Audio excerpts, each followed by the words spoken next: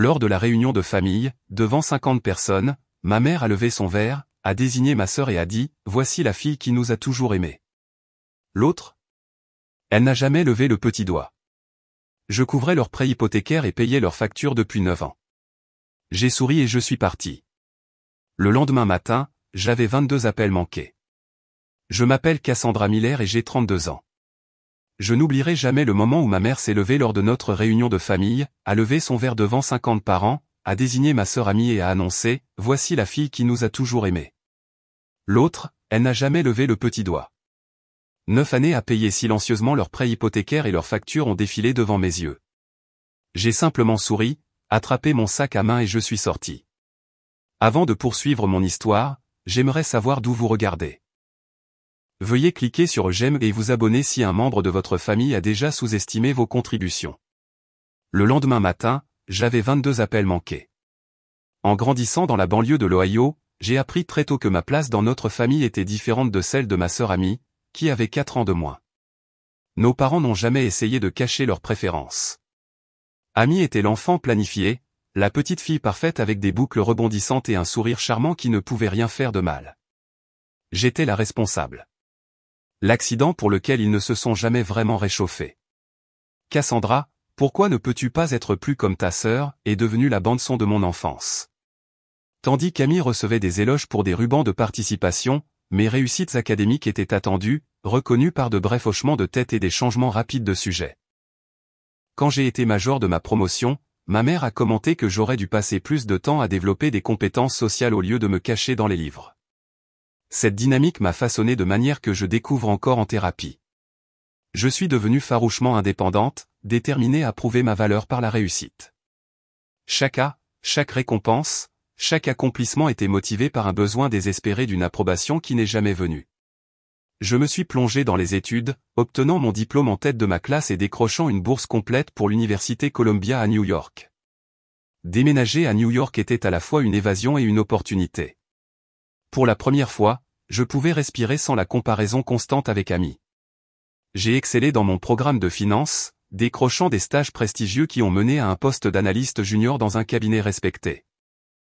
Pendant ce temps, Amy a abandonné le Community College après 3 semestres pour se trouver, avec le financement de ses parents pour sa série de passions abandonnées et de longs voyages à l'étranger. Puis est arrivé 2008. La crise financière a durement frappé de nombreuses familles, y compris la mienne. Papa a perdu son poste de direction lorsque son entreprise a réduit ses effectifs et, à 54 ans, il a eu du mal à trouver un travail comparable. Maman avait toujours travaillé à temps partiel dans une boutique locale, mais ce n'était pas suffisant pour couvrir leurs dépenses. Leurs économies ont rapidement diminué alors qu'ils maintenaient le style de vie qu'ils avaient toujours connu, trop fiers pour réduire leur train de vie ou admettre des difficultés financières. J'ai appris leur situation par accident lors d'une rare visite à la maison. Trouver un avis de saisie mal caché sous un magazine sur le comptoir de la cuisine m'a mis en mode résolution de problème. Malgré les années de négligence émotionnelle, ils étaient toujours mes parents. Cette nuit-là, j'ai mis en place un virement mensuel automatique de mon compte au leur, suffisant pour couvrir leurs prêts hypothécaires et leurs factures essentielles. C'est juste un investissement commercial dans la maison familiale, me suis-je dit, créant une fiction qui protégeait mon cœur de reconnaître la vérité plus profonde. Je cherchais toujours leur approbation, leur amour. Je ne leur ai jamais parlé des virements, sachant que leur fierté les empêcherait d'accepter de l'aide, surtout de ma part. Au lieu de cela, je leur ai laissé croire qu'ils s'en sortaient grâce à une budgétisation minutieuse. Pendant 9 ans, je les ai soutenus financièrement, observant de loin, alors qu'ils louaient Amy pour l'envoi de colis occasionnels ou pour ses appels plus fréquents que les miens. Amy, pendant ce temps, passait d'un emploi à l'autre et de relation en relation, retournant occasionnellement à la maison entre 2 aventures. Elle n'a jamais contribué financièrement, mais était célébrée pour son soutien émotionnel et sa présence physique que je ne pouvais pas fournir tout en construisant ma carrière à New York. Ma thérapeute, le Dr Hansen, m'a aidé à voir les schémas malsains dans notre famille. Vous essayez d'acheter l'amour qui aurait dû être donné librement, a-t-elle souligné lors de notre 3e séance. Le soutien financier ne peut pas combler le vide émotionnel. Elle avait raison, mais rompre avec ce schéma s'est avéré difficile. Chaque fois que j'envisageais d'arrêter les paiements, la culpabilité me submergeait. Quel genre de fille laisserait ses parents perdre leur maison? Que penserait la famille élargie? Et quelque part dans un coin de mon cœur, que j'admettais rarement, l'espoir persistait qu'un jour il reconnaîtrait mon sacrifice et me verrait enfin.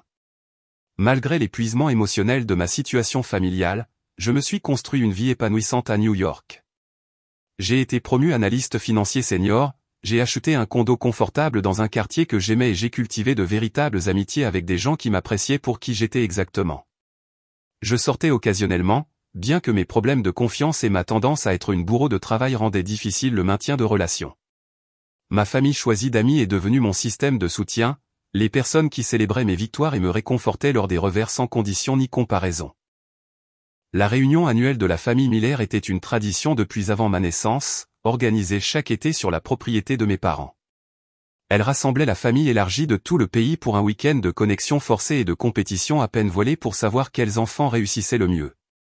J'avais manqué les 2 années précédentes, invoquant des engagements professionnels qui n'étaient que des excuses partielles.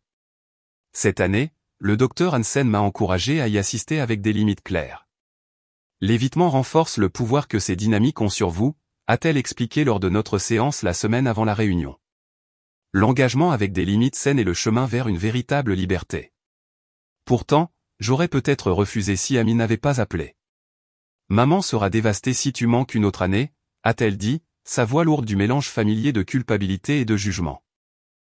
Ton travail chic est-il vraiment plus important que la famille? L'ironie d'Amy, qui n'avait jamais occupé un emploi plus de 8 mois, critiquant mon éthique de travail, ne m'a pas échappé. Mais j'ai accepté de venir, prenant mon vendredi de congé pour conduire jusqu'en Ohio, réservant une chambre d'hôtel plutôt que de rester dans la maison familiale et me préparant mentalement à ce qui serait inévitablement un week-end émotionnellement épuisant. J'ai passé un temps absurde à choisir ma tenue, optant finalement pour une robe d'été bleue qui projetait à la fois le succès et l'accessibilité. Mon armure serait une perfection subtile, ne leur donnant rien d'évident à critiquer. J'ai fait faire un brushing professionnel, appliqué un maquillage naturel et porté les boucles d'oreilles en perles que ma grand-mère m'avait laissées, le seul membre de la famille qui ait jamais semblé vraiment me voir. Les 5 heures de route de New York à la petite ville où j'ai grandi m'ont donné trop de temps pour répéter des conversations et préparer des réponses aux questions prévisibles sur ma vie amoureuse et quand je prévoyais d'avoir des enfants. J'ai pratiqué des techniques de respiration que le docteur Hansen m'avait enseignées, me rappelant que je n'étais plus l'enfant désespéré d'approbation que j'avais été. J'étais une adulte qui réussissait, en visite par choix, non par obligation. Quand je suis arrivé à la propriété familière, le nœud dans mon estomac s'est resserré. Des voitures bordaient déjà la longue allée, des parents que je me souvenais à peine installant des tables et suspendant des décorations dans le grand jardin. Je me suis garé derrière un minivan avec des plaques de Floride, appartenant probablement à la sœur de mon père et à sa famille. Tante Debbie m'a repéré la première, se précipitant avec une chaleur sincère qui a momentanément apaisé mon anxiété. « Cassandra, tu es venue cette année. Ta mère ne pensait pas que tu viendrais. Le travail a été chargé, ai-je offert comme excuse standard, ce qui était partiellement vrai. Mais je voulais voir tout le monde. Le mensonge avait un goût amer mais nécessaire. Je voulais voir certains d'entre eux, les quelques parents qui m'avaient montré de la gentillesse au fil des ans. Le reste, y compris ma famille immédiate, je l'endurais pour le bien de mon propre processus de guérison. À l'intérieur de la maison, j'ai trouvé ma mère dirigeant la préparation de la nourriture avec une précision militaire. Elle a à peine levé les yeux quand je suis entré dans la cuisine, me reconnaissant d'un distrait, « Tu es en retard.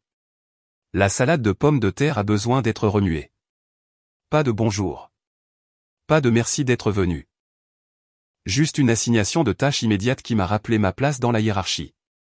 Ravi de te voir aussi, maman, ai-je dit, forçant l'éclat dans ma voix alors que je posais le vin cher que j'avais apporté et que je me dirigeais vers le réfrigérateur pour trouver la salade de pommes de terre.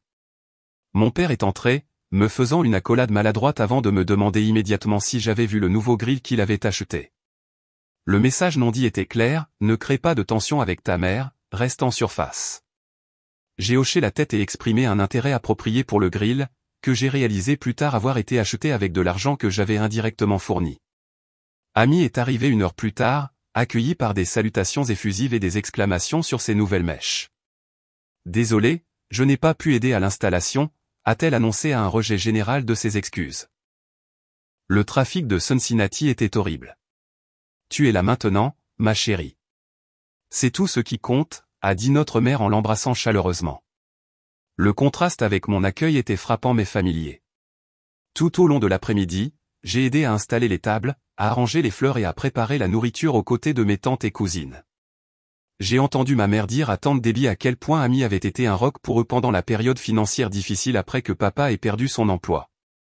Elle appelle tous les jours pour prendre de nos nouvelles. Cassandra est trop occupée avec sa carrière importante pour se souvenir qu'elle a une famille. La douleur familière de cette fausse caractérisation a refait surface, mais je l'ai refoulée. Je connaissais la vérité, même si personne d'autre ne la connaissait. Les virements mensuels de mon compte étaient la fondation invisible qui avait maintenu leur vie stable pendant 9 ans. Pourtant, Amy, qui n'avait rien contribué financièrement mais appelait régulièrement pour se plaindre de ses propres problèmes, était la fille dévouée. Tout le monde n'adhérait pas à ce récit. Ma cousine Stéphanie, qui avait toujours vu clair dans la dynamique familiale, a levé les yeux au ciel en m'entendant ma mère. Tante Linda a toujours eu une mémoire sélective, a-t-elle chuchoté. Tu te souviens quand elle a prétendu qu'Amy avait fait la courte pointe sur laquelle tu as passé tout un été.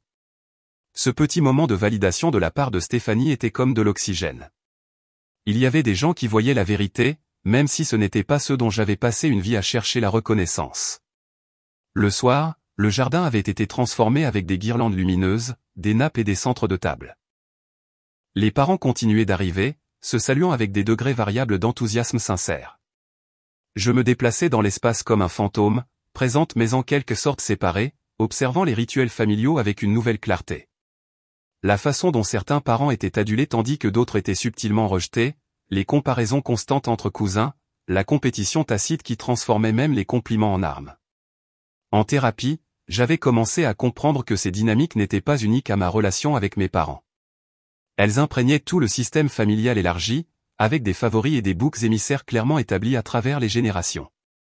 Reconnaître le schéma n'effaçait pas la douleur, mais cela m'aidait à voir que le problème n'avait jamais été moi. On m'avait simplement assigné un rôle dans un système dysfonctionnel bien avant que j'aie le pouvoir de le rejeter. Le samedi soir, la réunion battait son plein. 52 parents, allant des nourrissons à mon grand-oncle Walter, qui venait de fêter son 89e anniversaire, étaient rassemblés dans le jardin. Des guirlandes lumineuses scintillaient au-dessus, créant une lueur chaleureuse qui démentait les courants sous-jacents de tension et de compétition qui coulaient sous les amabilités de surface. Les longues tables étaient couvertes de nappes à carreaux bleus chargées de plats apportés par chacun, représentant des recettes familiales et des spécialités régionales d'où vivaient maintenant les parents. 3 générations se mêlaient, rattrapant les événements de la vie, partageant des photos d'enfants et de petits-enfants, comparant les avancements de carrière et les rénovations de maisons de manière à prétendre être décontractés tout en établissant clairement une hiérarchie. J'ai navigué dans ce paysage social avec précaution, appréciant sincèrement les conversations avec certains parents tout en évitant stratégiquement les autres. Mon cousin Marc et moi avons discuté de son nouveau cabinet d'architecture. Tante Jessie m'a mise au courant de sa convalescence après une opération du genou. J'ai tenu mon nouveau petit cousin au second degré, bébé Emma, donnant à ma cousine Rachel une brève pause de la maternité. Pendant tout ce temps, j'ai maintenu un comportement agréable tout en gardant une distance émotionnelle qui me protégeait des courants plus profonds de la dynamique familiale. J'ai répondu aux questions sur ma carrière avec une confiance modeste, j'ai détourné les questions sur ma vie amoureuse avec humour et j'ai évité tous les sujets qui pourraient déclencher la désapprobation de ma mère. Amy, pendant ce temps, parcourait la foule comme une politicienne, passant d'un groupe à l'autre avec des histoires animées et des gestes affectueux. Elle avait toujours été naturellement charismatique, attirant les gens à elle avec une chaleur sans effort que je n'avais jamais maîtrisée. Je ne lui enviais pas ce don, mais j'observais avec un mélange d'admiration et de douleur alors que nos parents rayonnaient devant sa performance. Amy vient d'obtenir une promotion à la boutique, annonçait ma mère à qui voulait bien l'entendre, bien que je sache, d'après nos conversations limitées, que ce n'était guère une promotion, juste un léger changement de titre sans augmentation de responsabilité ni de rémunération. Elle a un tel œil naturel pour la mode. Quand Amy a mentionné qu'elle envisageait de reprendre des cours au Community College, notre père a hoché la tête avec approbation. Il n'est jamais trop tard pour trouver sa voie, a-t-il dit en lui tapotant l'épaule. J'ai pensé à la façon dont ils avaient réagi à ma candidature au MBA des années plus tôt, se demandant si c'était vraiment nécessaire et suggérant que je devenais surqualifiée et intimidante pour les hommes. Alors que le dîner touchait à sa fin et que le dessert était servi, les traditionnels toasts familiaux ont commencé. Oncle Robert a levé un verre aux membres de la famille absents. La cousine Jennifer a annoncé sa grossesse sous des félicitations enthousiastes. Le grand-oncle Walter, en tant que doyen, a offert un souvenir décousu des réunions passées. Puis mon père s'est levé, quelque peu mal à l'aise car parler en public n'avait jamais été son point fort. Linda et moi voulons remercier tout le monde d'être venu, a-t-il dit en regardant l'assemblée. La famille est ce qui vous aide à traverser les moments difficiles. Nous sommes bénis de vous avoir tous dans nos vies. C'était un discours générique, évitant soigneusement toute mention spécifique qui pourrait impliquer une préférence ou une négligence. Mon père avait toujours été un maître de la neutralité agréable, une compétence qui lui avait permis d'éviter de confronter le favoritisme qui définissait notre dynamique familiale. Quand il s'est assis, ma mère s'est levée. Elle avait toujours aimé être le centre de l'attention, et elle a scruté les parents assemblés avec la satisfaction d'une reine s'adressant à ses sujets.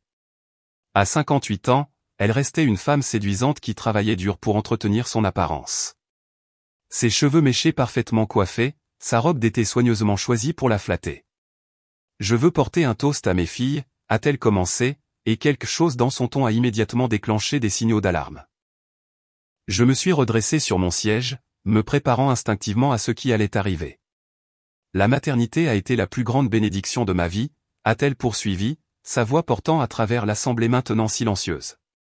Regarder mes filles grandir pour devenir des femmes m'a rempli d'une telle fierté. Elle s'est tournée vers Amy, son expression s'adoucissant d'une affection sincère.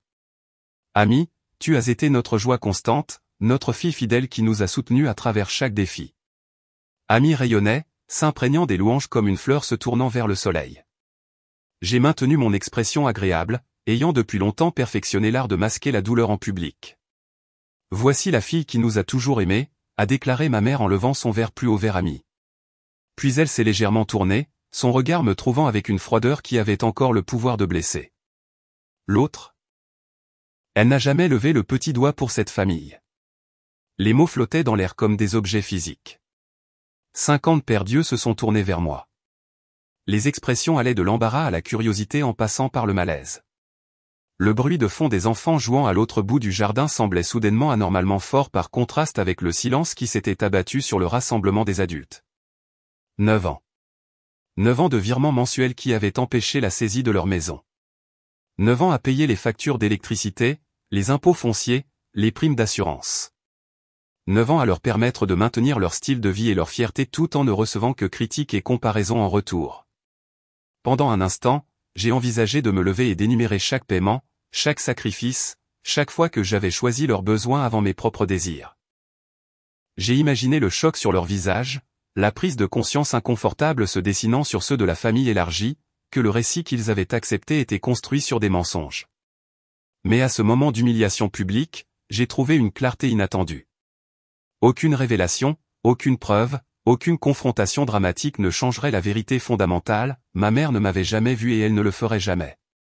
Aucune somme d'argent ou de réussite ne me transformerait de l'autre en une fille digne de l'amour qu'elle donnait si librement à Amy. J'ai croisé directement le regard de ma mère, m'accordant un petit moment de communication silencieuse au cours duquel je lui ai fait voir que je savais exactement ce que j'avais fait pour eux et exactement qui elle était pour le nier. Puis j'ai souri, j'ai ramassé mon sac à main sous ma chaise et je me suis levé. Merci pour cette belle soirée, ai-je dit à la table en général, ma voix stable malgré le tremblement de terre d'émotion sous ma surface calme. J'ai fait un signe de tête aux parents que j'appréciais vraiment, je me suis retourné et je me suis éloigné du rassemblement d'un pas mesuré qui déclarait que c'était un choix, pas une fuite. Derrière moi, la conversation a repris lentement, maladroitement. J'ai entendu la voix de mon père m'appeler une fois, avec hésitation, mais aucun pas n'a suivi. Personne n'est venu après moi. Ni mon père, ni Amy, ni même une tante ou un cousin inquiet. Leur silence a confirmé ce que j'avais toujours su, mais jamais pleinement accepté jusqu'à ce moment. J'étais en dehors du cercle, et peut-être que je l'avais toujours été. Je suis monté dans ma voiture, les mains tremblant légèrement en démarrant le moteur. Alors que je descendais la longue allée en m'éloignant de la maison de mon enfance, les guirlandes de lumière devenant de plus en plus petites dans mon rétroviseur, j'ai ressenti quelque chose d'inattendu sous la douleur et la colère, du soulagement. La comédie était terminée. La vérité était révélée, même s'il ne l'admettrait jamais. Pour la première fois de ma vie d'adulte, j'étais libéré de l'espoir qui m'avait maintenu attaché à des personnes incapables de m'aimer comme je le méritais. Le trajet de 20 minutes jusqu'à mon hôtel s'est déroulé dans un flou de lampadaires et de virages automatiques rappelés de l'enfance. À l'intérieur de ma chambre, j'ai enlevé mes chaussures et je me suis assise sur le bord du lit, laissant enfin le tremblement qui s'était accumulé depuis le toast de ma mère envahir mon corps.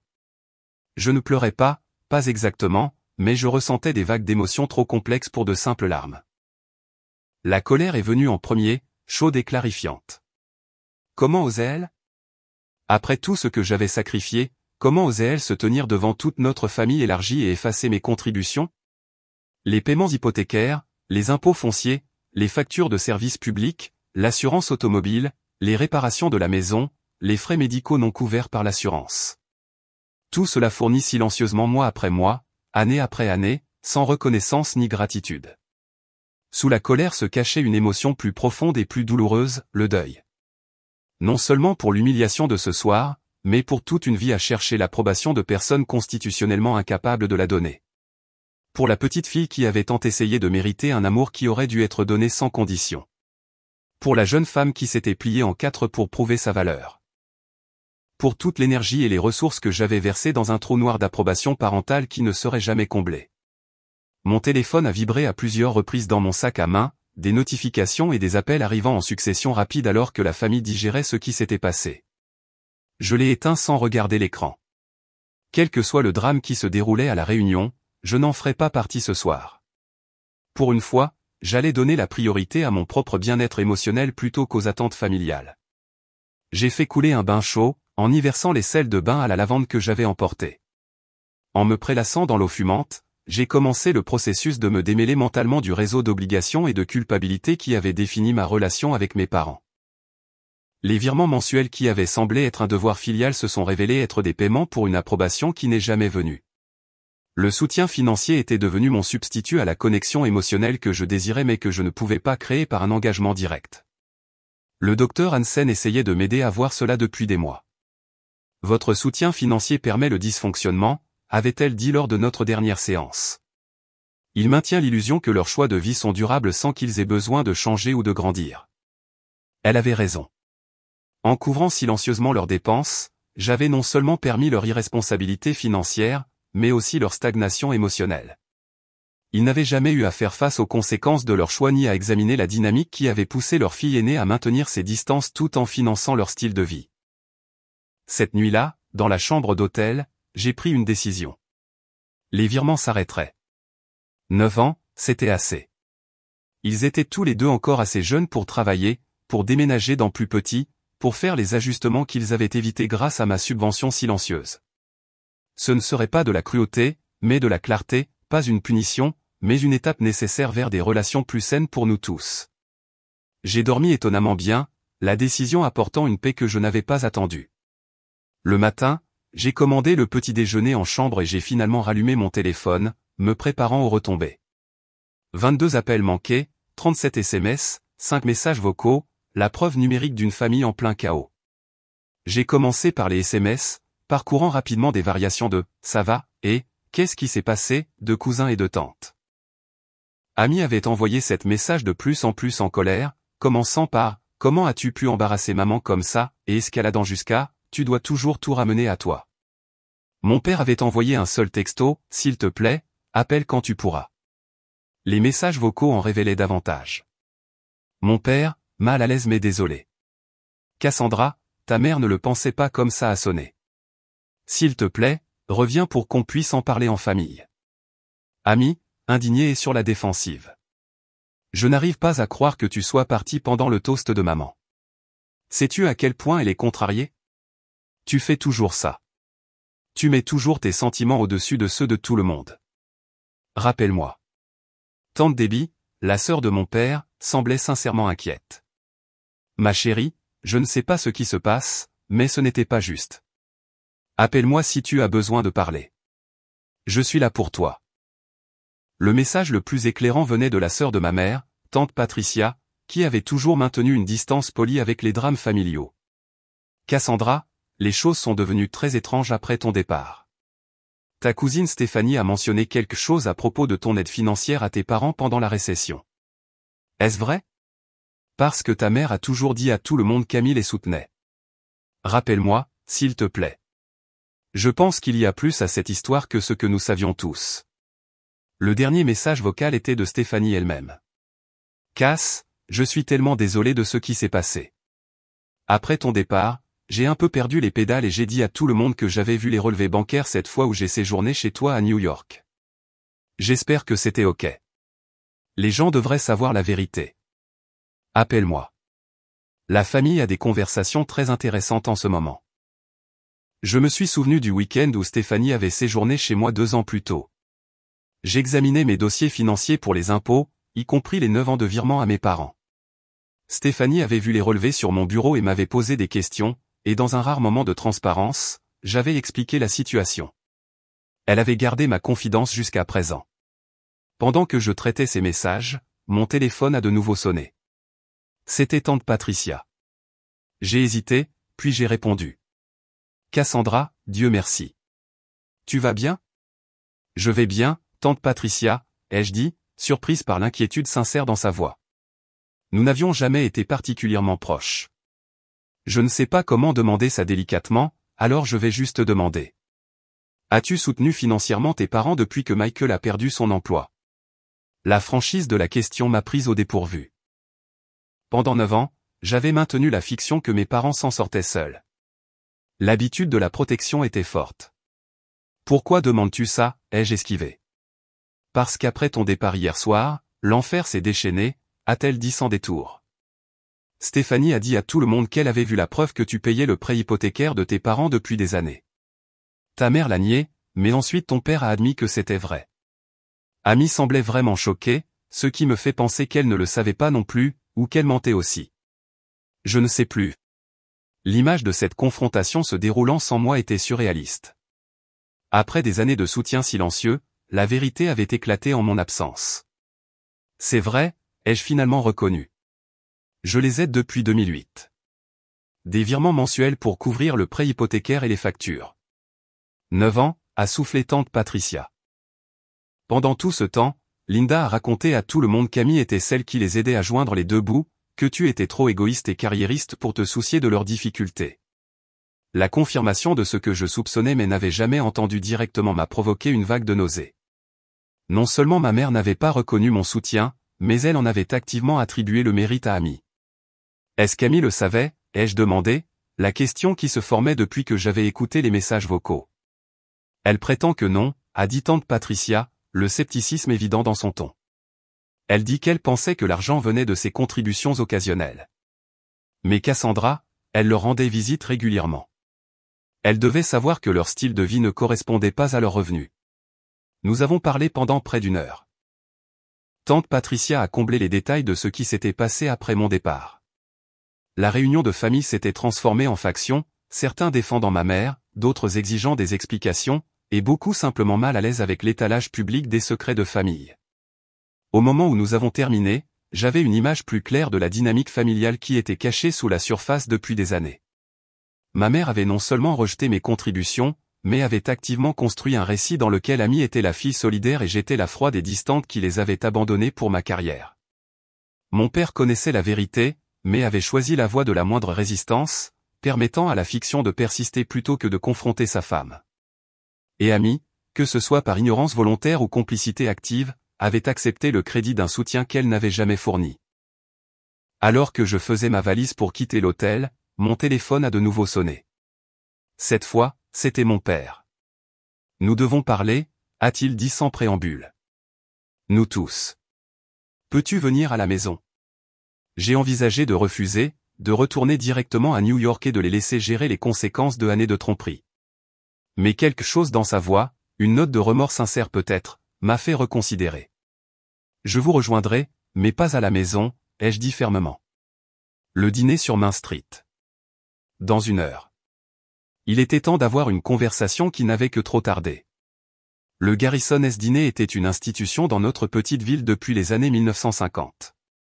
Ses banquettes en vinyle rouge et son sol en damier noir et blanc n'avaient pas changé au fil des décennies de hauts et de bas économiques.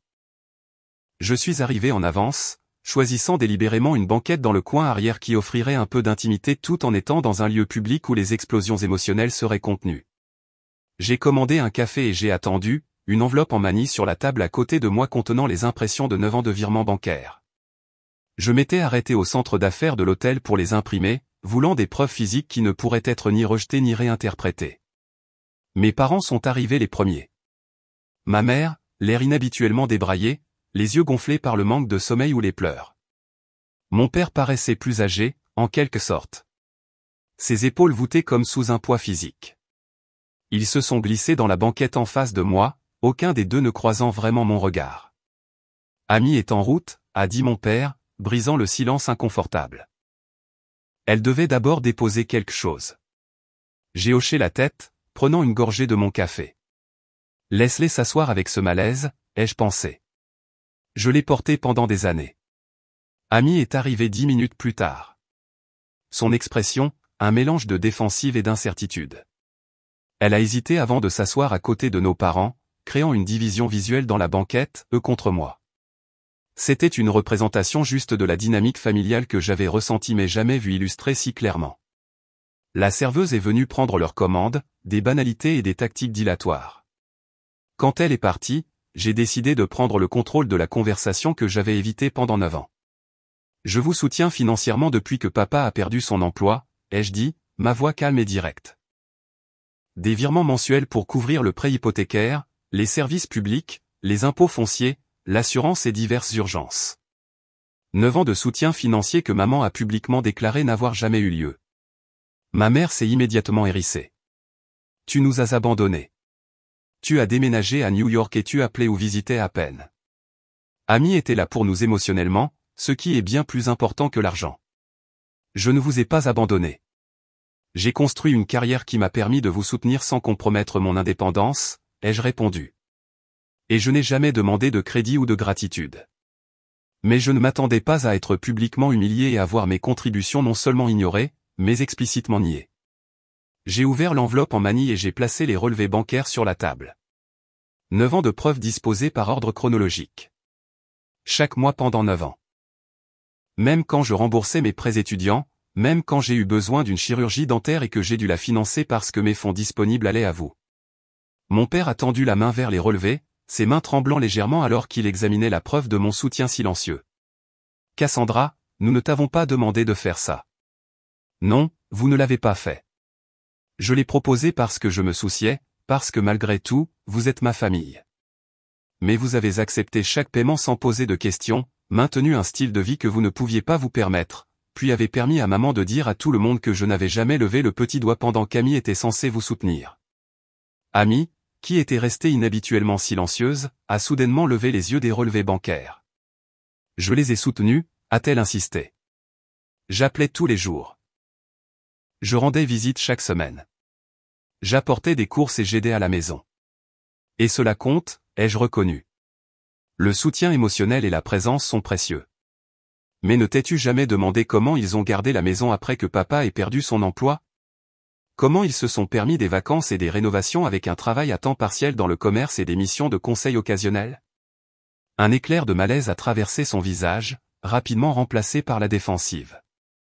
Ils ont dit qu'ils faisaient attention à leur argent, qu'ils avaient des économies et l'indemnité de licenciement de papa. L'indemnité de licenciement a duré 3 mois, a admis doucement mon père. Les économies avaient disparu dès la première année. Ma mère lui a lancé un regard de trahison. Michael, ne donne pas l'impression que nous étions trompeurs. Nous nous sommes débrouillés du mieux que nous pouvions. Avec mon argent, ai-je dit fermement, que j'ai donné librement.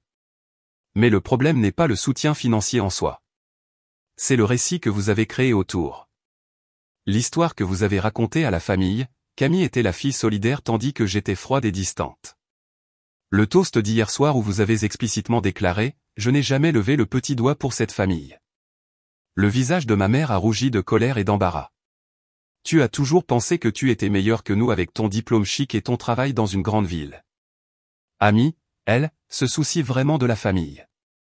Elle est présente. Elle appelle. Elle se souvient des anniversaires.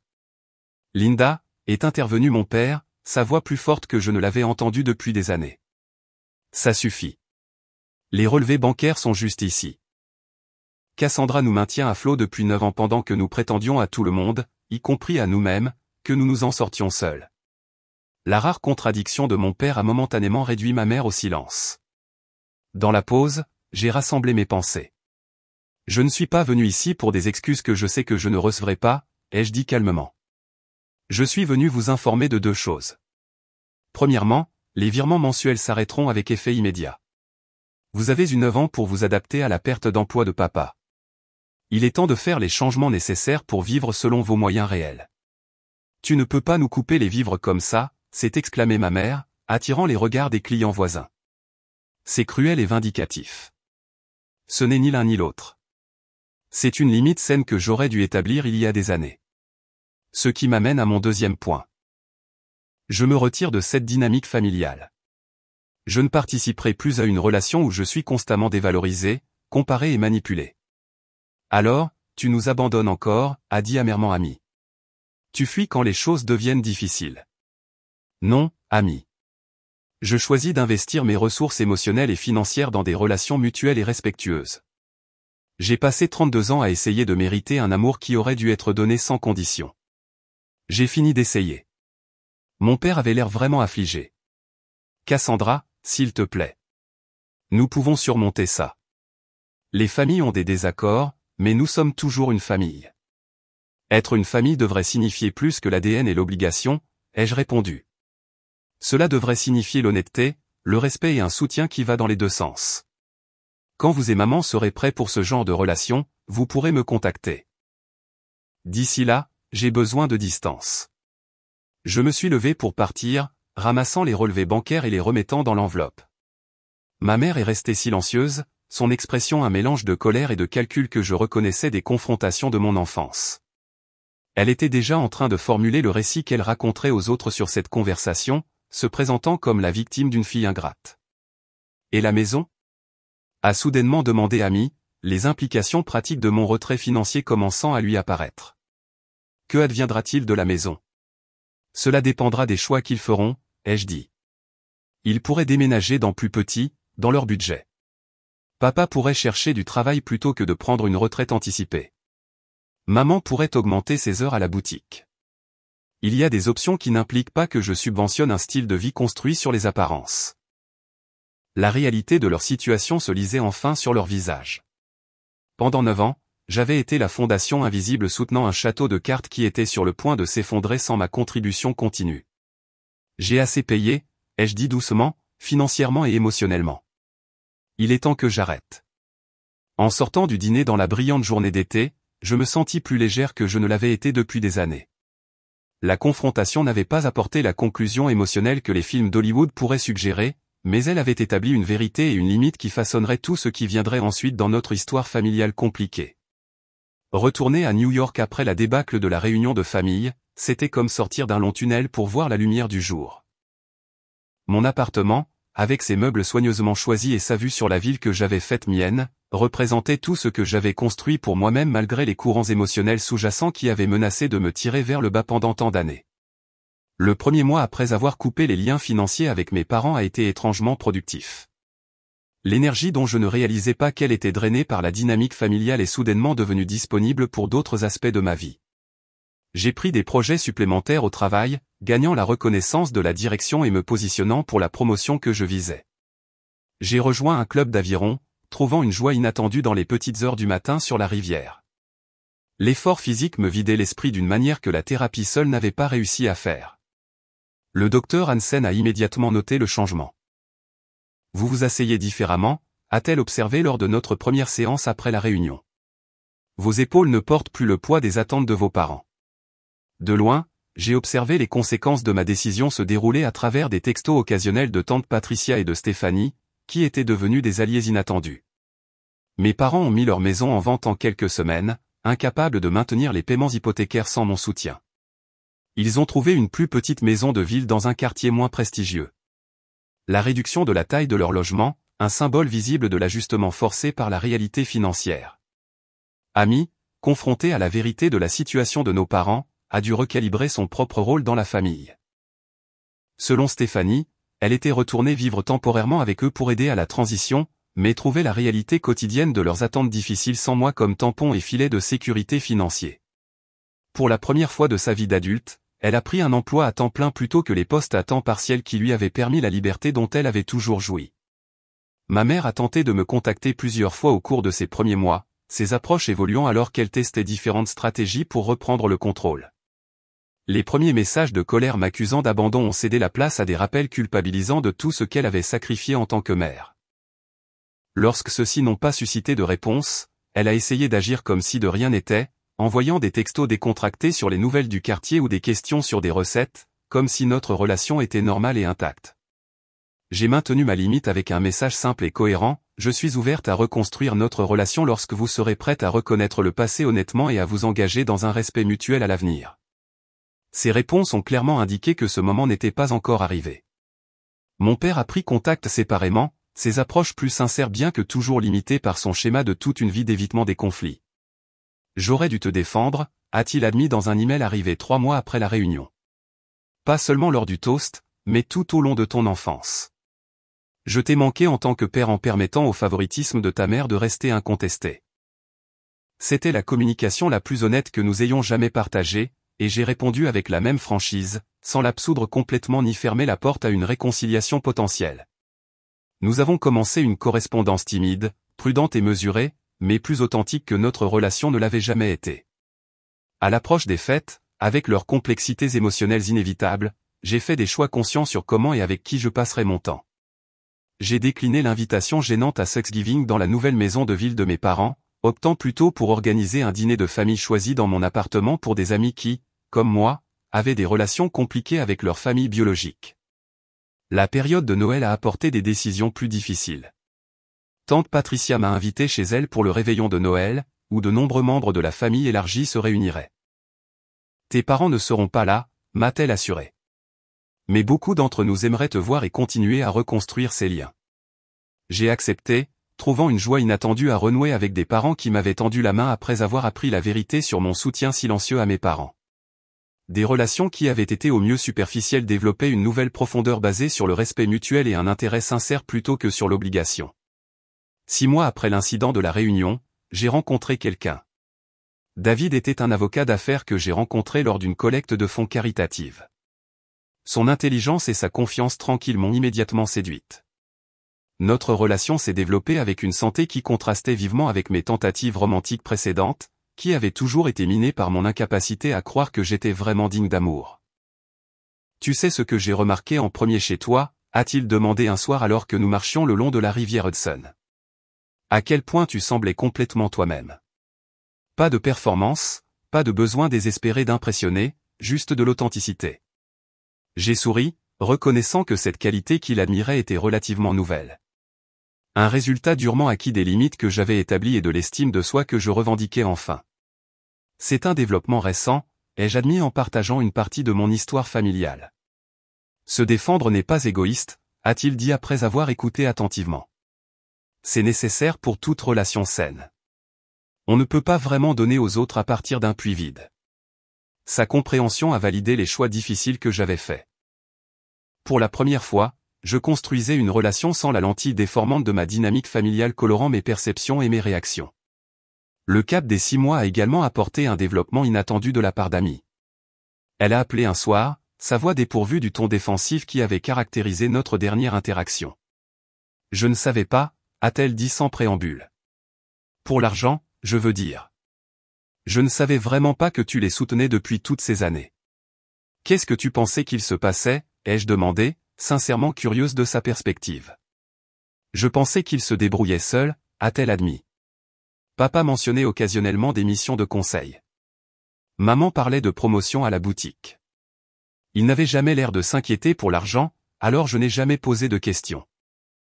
Quand il parlait de ta réussite professionnelle, c'était toujours avec ce sous-entendu que tu étais égoïste de ne pas la partager avec la famille. Et tu as cru ça, ai-je dit, non pas comme une accusation mais comme une constatation. Ça correspondait au récit qu'on m'avait toujours raconté, a-t-elle reconnu, que j'étais la bonne fille qui se souciait de la famille et que tu étais la froide et ambitieuse qui nous avait laissés derrière. C'était plus facile de croire ça que de se demander pourquoi ils pouvaient se permettre des choses qui ne correspondaient pas à leurs revenus visibles. Son honnêteté était une petite percée, bien qu'elle n'ait pas immédiatement réparé les dommages entre nous. Comme mon père, Amy avait été à la fois bénéficiaire et victime du système familial manipulateur de ma mère. Son rôle d'enfant favorisé avait ses propres coups cachés qu'elle commençait seulement à reconnaître. Je ne suis pas la méchante dans cette histoire, lui ai-je dit. Mais tu n'es pas non plus l'héroïne. On nous a toutes les deux assigné des rôles dans un système dysfonctionnel qui servait les besoins de nos parents, pas les nôtres. Je ne sais pas comment être une sœur en dehors de ce système, a-t-elle avoué. Nous n'avons jamais eu une relation qui n'était pas définie par la compétition et la comparaison. Peut-être que nous commençons par être honnêtes, ai-je suggéré, et en ne laissant plus maman nous monter l'une contre l'autre. C'était un début timide, la première pousse d'une relation fraternelle potentiellement plus saine émergeant de la terre brûlée de notre dynamique familiale. Reste à savoir si elle s'épanouirait, mais la possibilité existait là où il n'y en avait aucune auparavant. Alors que l'hiver se transformait en printemps, j'ai continué à construire ma vie sur de nouvelles fondations. La promotion au travail est arrivée, apportant une responsabilité et une rémunération accrue. David et moi sommes passés d'une relation amoureuse à une relation engagée. Ma famille choisie d'amis s'est élargie et approfondie, et j'ai continué le travail intérieur de reconnaissance et de libération des schémas qui ne me servaient plus. Le changement le plus profond que je vois, a noté le docteur Hansen alors que nous approchions d'une année de thérapie, et que vous ne mesurez plus votre valeur à l'approbation de vos parents. Vous avez intériorisé votre propre valeur indépendamment de leur capacité à la reconnaître. C'était vrai. Le besoin désespéré de validation qui avait motivé tant de mes choix, y compris les 9 ans de soutien financier, avait enfin commencé à desserrer son emprise. J'apprenais à me materner de la manière dont mes vrais parents ne l'avaient jamais fait, en fournissant l'amour et l'acceptation inconditionnelle qui avaient été si douloureusement absents dans mon enfance. Le voyage était loin d'être terminé, mais pour la première fois, j'avançais plutôt que de tourner en rond dans les mêmes schémas douloureux, espérant des résultats différents. Je construisais une vie basée non pas sur l'absence de douleur, mais sur la présence de joie, de connexion et d'authenticité. C'était imparfait et parfois désordonné, mais c'était vraiment le mien. 1 an après que ma mère se soit levée à la réunion de famille et ait déclaré que je n'avais jamais levé le petit doigt pour eux, je me tenais dans mon appartement de New York, regardant les lumières de la ville, réfléchissant à la profondeur avec laquelle ma vie avait changé. L'anniversaire ne m'avait pas échappé, mais il ne portait plus la charge émotionnelle qu'il aurait eue autrefois. C'était simplement un jalon sur un chemin qui continuait de se dérouler de manière inattendue. L'année avait apporté une croissance dans presque tous les domaines de ma vie. Professionnellement, je m'étais installé dans mon nouveau rôle de directrice de l'analyse financière, dirigeant une équipe de 6 analystes avec un style de gestion délibérément différent de l'approche critique avec laquelle j'avais grandi. Je célébrais leur succès, fournissais sincèrement des commentaires constructifs sans comparaison, et créais un environnement où l'innovation était encouragée plutôt que punie. Ma relation avec David s'était approfondie en quelque chose que je n'avais jamais connu auparavant, un partenariat d'ego basé sur le respect mutuel et une affection sincère plutôt que sur le besoin ou l'obligation. Il avait récemment emménagé, notre espace partagé devenant un foyer au sens le plus vrai du terme, rempli de rires, de désaccords occasionnels résolus par une communication honnête, et d'un confort quotidien que je n'avais jamais su possible. Mes liens avec la famille élargie avaient évolué d'une manière que je n'aurais pas pu prédire. Tante Patricia était devenue une sorte de figure maternelle de substitution. Nos appels téléphoniques réguliers et nos visites occasionnelles ont construit une relation basée sur un intérêt sincère plutôt que sur l'obligation. La cousine Stéphanie et moi nous étions rapprochés. Notre expérience partagée à la Réunion a créé un lien qui allait au-delà de notre connexion d'enfance. Même le grand-oncle Walter avait tendu la main à sa manière, envoyant des coupures de journaux sur les nouvelles financières avec des notes disant « J'ai pensé que cela pourrait t'intéresser ». Les changements les plus complexes concernaient ma famille immédiate. Mon père et moi avions établi une nouvelle relation prudente. Grâce à des échanges réguliers de mails et des appels téléphoniques occasionnels, il avait trouvé un travail à temps partiel en tant que consultant en affaires, redécouvrant une satisfaction professionnelle tout en contribuant aux revenus du ménage de manière significative pour la première fois depuis des années.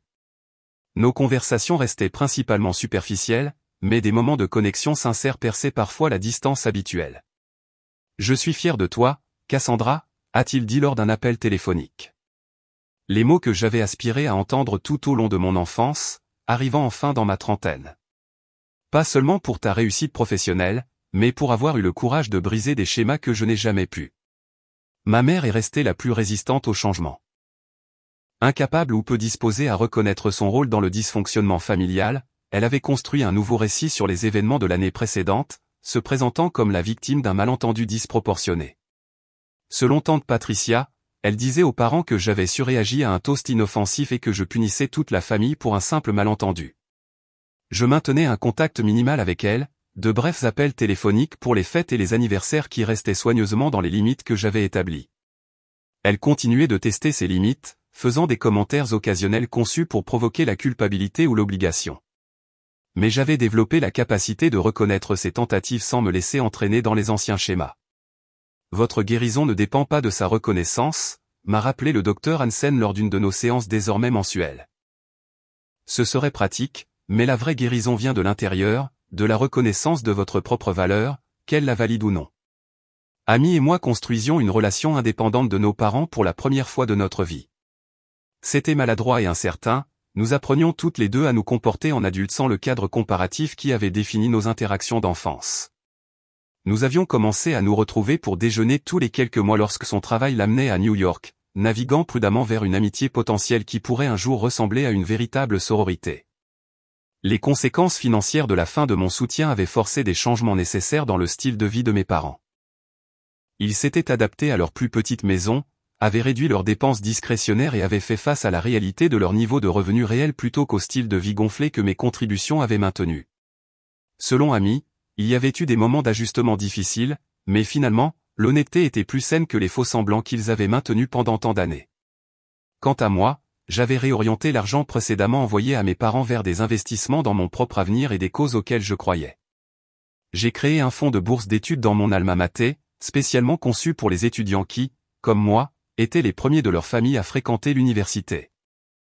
J'ai augmenté mon épargne retraite, assurant ma propre indépendance financière, et je me suis permis de petits luxes que je m'étais auparavant refusés, reconnaissant que prendre soin de soi n'était pas de l'égoïsme, mais un entretien nécessaire. Le changement le plus profond, cependant, était interne. J'avais enfin libéré le besoin désespéré d'approbation parentale qui avait motivé tant de mes choix. Je comprenais maintenant qu'aucune somme d'argent ne pouvait acheter l'amour inconditionnel que j'avais désiré. Que la validation provenant de sources externes serait toujours conditionnelle et donc insuffisante. L'argent n'achète pas l'amour, ai-je dit au petit groupe d'amis célébrant mon anniversaire dans mon appartement. J'ai passé 9 ans et des milliers de dollars à apprendre cette leçon à la dure.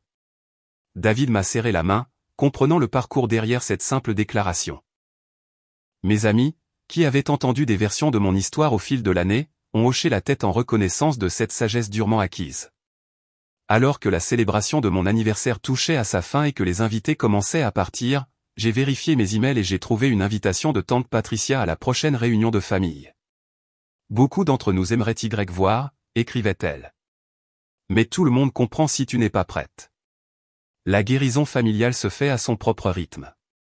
J'ai fermé l'email sans répondre immédiatement, sachant que j'avais le temps de réfléchir à ce qui me semblait juste plutôt qu'à ce que l'obligation pourrait dicter. L'invitation elle-même représentait un progrès, reconnaissant mon pouvoir de choisir d'y assister ou non plutôt que de supposer que ma présence était requise par le devoir familial. Plus tard dans la nuit, alors que David et moi nettoyions les restes de la fête, il a demandé « Iras-tu à la réunion ?» J'ai examiné la question attentivement. Je ne sais pas encore. Une partie de moi veut voir les membres de la famille qui m'ont soutenu. Une autre partie se demande s'il est trop tôt, si les anciennes dynamiques seraient trop facilement déclenchées. Quelle que soit ta décision, a-t-il dit, tu feras le choix depuis une position de force, pas de peur. C'est ce qui compte. Il avait raison. La décision elle-même était moins importante que le fait qu'elle serait prise consciemment, en fonction de ce qui était sain pour moi plutôt que de ce que les autres attendaient. Cette liberté de choisir en fonction de mon propre bien-être plutôt que de l'approbation des autres était peut-être le plus grand cadeau de l'année difficile derrière moi. En m'endormant cette nuit-là, j'ai réfléchi à l'étrange voyage qui m'avait amené à ce point. La déclaration publique de ma mère selon laquelle je n'avais jamais levé le petit doigt pour eux avait été douloureuse au-delà de toute mesure sur le moment. Mais elle avait aussi été le catalyseur d'un changement nécessaire, forçant à la lumière des vérités qui avaient couvé en silence pendant trop longtemps. La vérité, une fois reconnue, avait déclenché une série de révélations et d'ajustements qui ont finalement profité à toutes les personnes impliquées, même celles qui y avaient initialement résisté le plus fortement. Mes parents vivaient plus authentiquement selon leurs moyens. Ami développait une indépendance et une perspective dont elle n'avait jamais eu besoin auparavant. La famille élargie avait entrevu la réalité sous la surface soigneusement entretenue de notre dynamique. Et je m'étais enfin libéré des schémas de recherche d'une approbation qui ne pourrait jamais être sincèrement donnée. La vie continuerait de présenter des défis. Les relations évolueraient de manière que je ne pouvais pas prédire. Et le travail de maintien de limites saines ne serait jamais vraiment terminé. Mais j'avais appris que la valeur vient de l'intérieur, que la vérité finit par trouver son chemin à la surface, et que les liens authentiques construits sur l'honnêteté et le respect mutuel sont la seule fondation assez solide pour soutenir une vie vraiment épanouissante. Alors, un membre de votre famille a-t-il déjà sous-estimé vos contributions? Avez-vous eu du mal à fixer des limites avec des parents toxiques? Veuillez partager vos expériences dans les commentaires ci-dessous. J'aimerais beaucoup savoir comment vous avez géré des situations similaires dans votre propre vie. Et si cette histoire a résonné en vous, veuillez aimer, vous abonner et la partager avec quelqu'un qui pourrait avoir besoin d'entendre qu'il n'est pas seul dans ses luttes familiales. Merci d'avoir écouté mon parcours. Et rappelez-vous que parfois, la chose la plus aimante que vous puissiez faire est de vous aimer suffisamment pour vous en aller.